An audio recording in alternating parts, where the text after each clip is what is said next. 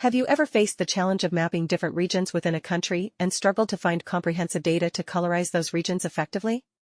However, there's a solution at hand, MAPOG. In this video, we'll explore how MAPOG simplifies the process of mapping and coloring different regions, providing a wealth of data for over 200 countries worldwide. MAPOG provides data from more than 200 countries, and you can perform analysis on this platform. Here I'm taking the state-level map of a country to demonstrate how to apply colors in different states of that country. For that, move on to the Add Upload option, then select Add GIS Data and choose a country. Scroll down to find out the state-level data and add it to the layer. If you have the data for the region of study, then upload the data to MAPOG as an Excel file, vector file, or raster file. Give the title of the project instead of an untitled one. You can also give a description of your project in the description box. Click on the Action button and check the data tables.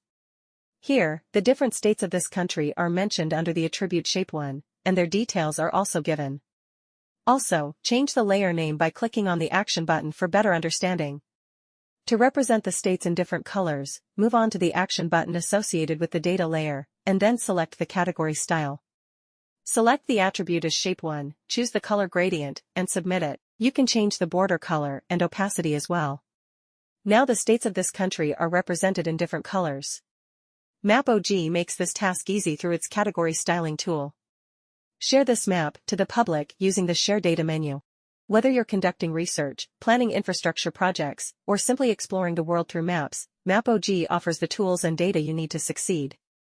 Join us in embracing MAPOG and shaping a future of seamless connectivity and enhanced mobility. Thanks for watching. Have doubts? Contact us at support@mapog.com.